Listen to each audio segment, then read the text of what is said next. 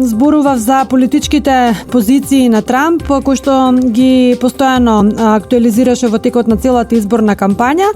и едноставно врз основа на анализа на неговите политички позиции да изградиме, би рекла, еден сопствен став околу тоа што може да очекува светот, но и Соединените американски држави од политичкото делување на идниот 45-ти поред претседател на Соединените американски држави. Интересно е што во однос на трајната забрана за влез на САД во САД на странските муслимани, која всушност беше и најчесто критикувана од голем број, не само од неговиот против кандидат, туку и од голем број на експерти, граѓани и така натаму. Интересно е што Трамп во текот на изборната кампања постојано ги менуваше своите изјави, би рекла почнувајќи од онаа најрадикалната за трајна забрана и како одеше изборната кампања почнуваше да станува поумерен во делот на разгледување на барањата од страна на официјалните власти, дека ако официјалните политички институции или државни институции утврдат дека не постои некоја сериозна опасност за влез на тие лица во САД, дека таа може забрана и да не биде испочитувана. За Трамп не е спорен влезот во Америка на сите оние кои што се особено докажани во своето поле, како што се истакнати бизнисмени, спортисти и така натаму. Трамп многу пати во текот на кампањата повикуваше на целосно затворање на границите на Америка за сириските мигранти, дури често пати зборуваше за изфрлање од земјата на оние што веќе влегле во САД. Тој исто така зборуваше за потребата од креирање на база на податоци за сите сиријски бегалци, но и можна база на податоци за сите муслимани што како бегалци или мигранти влегле во Соединените американски држави, при што и тука може да се видат одредени нијанси на разликување на неговите изјави, би рекла од месец во месец. Според зборовите на Трамп, богатите нации од Персискиот залив, посебно ја споменува Саудиска Арабија,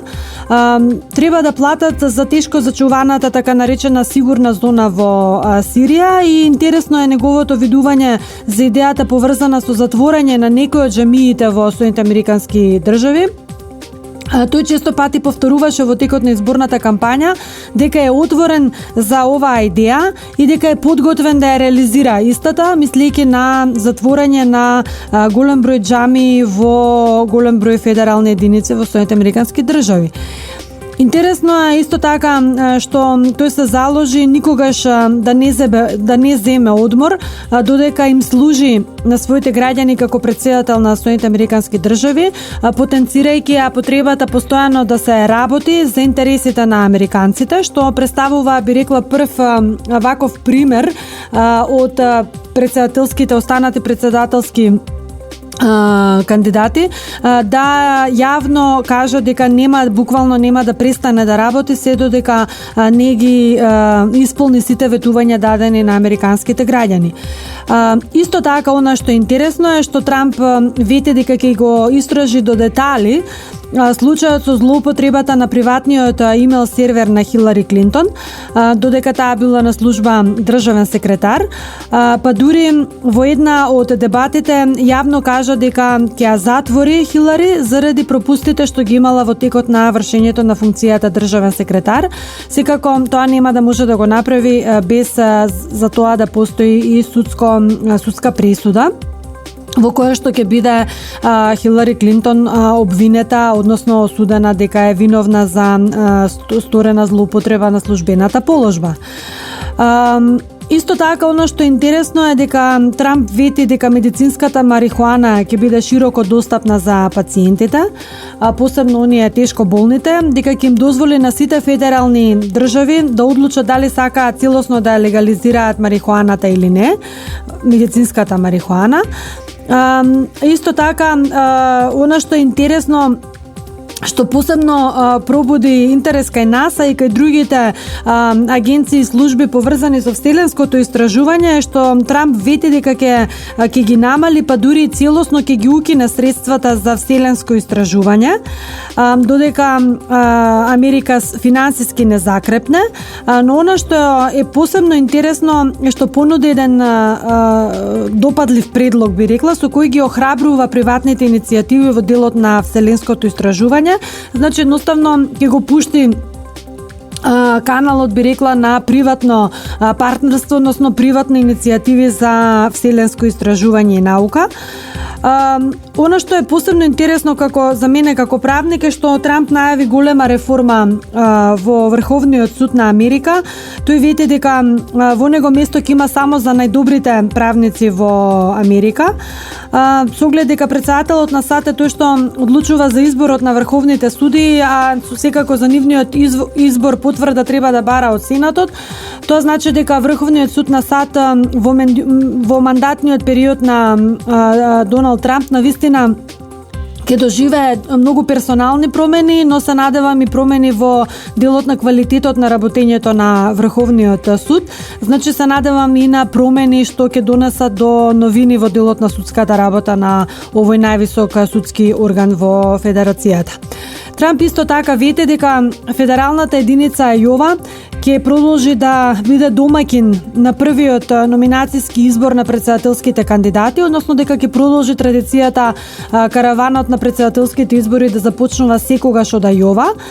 Она што посебно остави впечаток во неговите политички позиции е што Трамп вети за силување на армијата и на војската на Америка,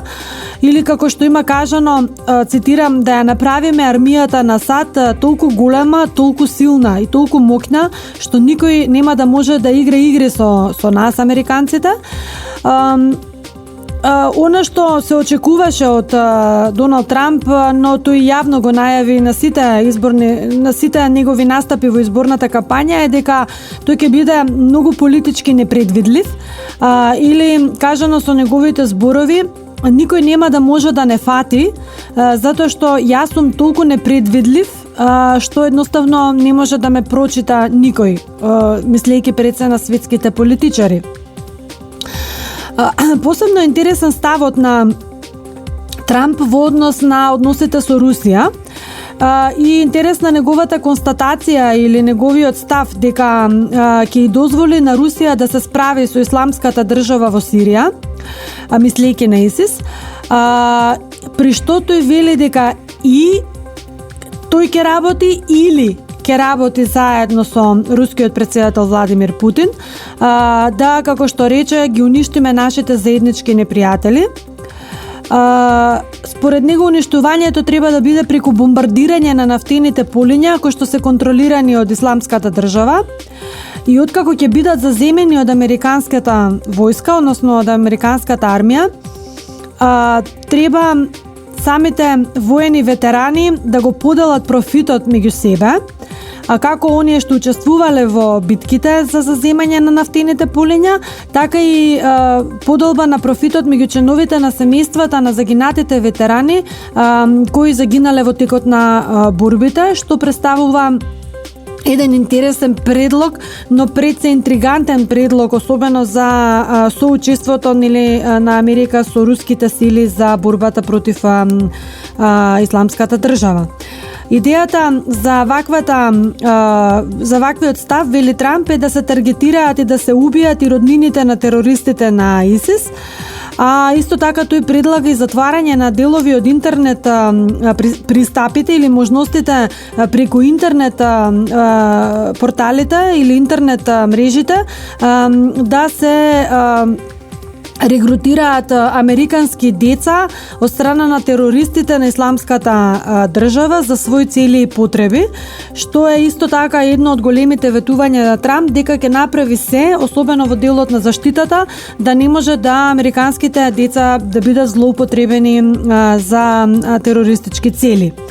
Трамп исто така вети дека ќе ја врати мерката на казна со употреба на вода или така наречено водено задушување, што администрацијата на Обама неправедно ја укина според Трамп, сметајќи ја за тортура. Оваа мерка е всушност форма на давење на осуденото лице,